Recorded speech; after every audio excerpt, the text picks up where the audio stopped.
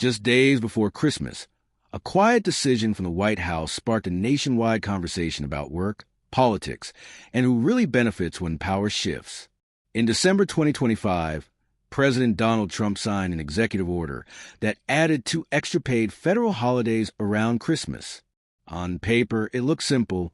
Christmas Eve and the day after Christmas would now be federal holidays for 2025. But almost immediately, Americans began asking a bigger question. Who actually gets time off? And who doesn't? The announcement came shortly after the end of a historic moment in U.S. politics. A 43-day government shutdown, the longest in American history, had finally come to an end. Federal agencies were reopening. Workers were returning.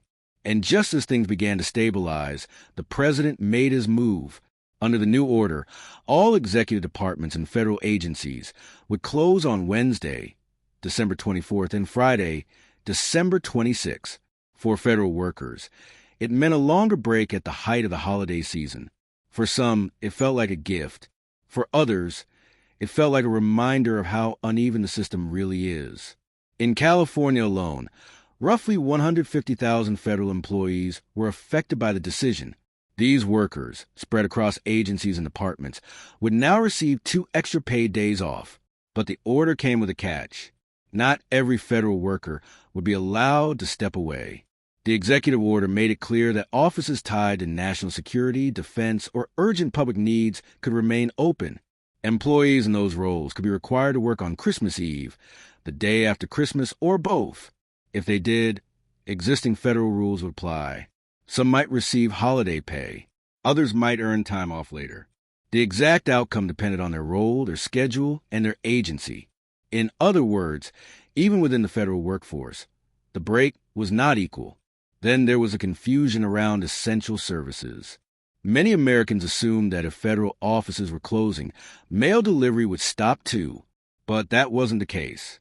The U.S. Postal Service announced it would continue operating on Christmas Eve. Regular mail would still be delivered. Priority Mail Express would still arrive. Local post offices would remain open, though hours could vary by location.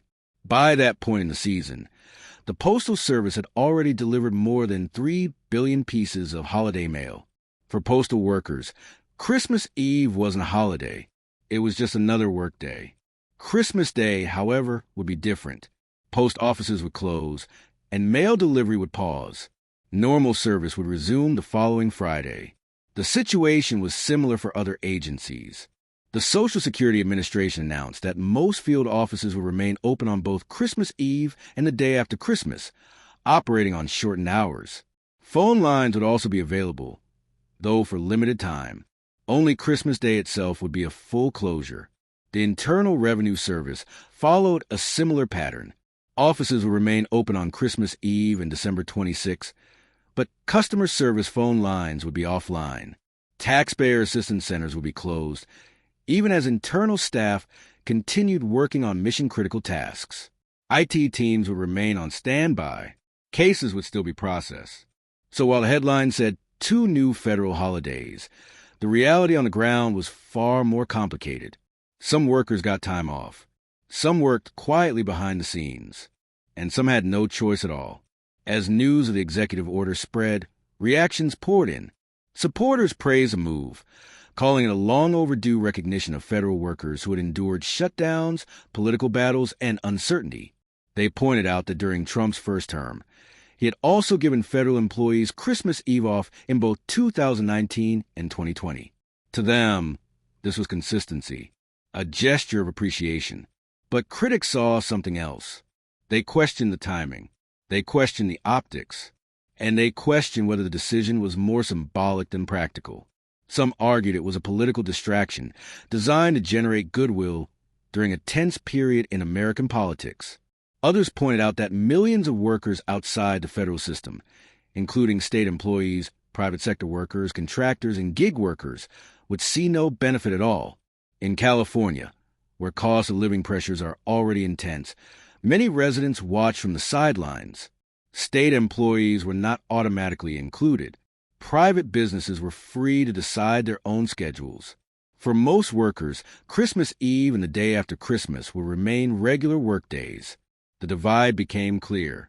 Federal employees on one side, everyone else on the other, and even within the federal workforce, not all jobs were treated the same.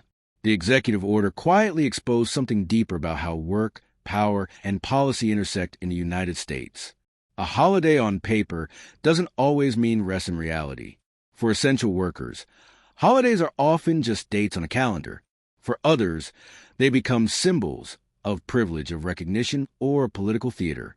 As Christmas approached, offices closed, mail moved, phones rang, and workers showed up anyway. Some spent the holidays with family. Some spent them behind desks, counters, and screens.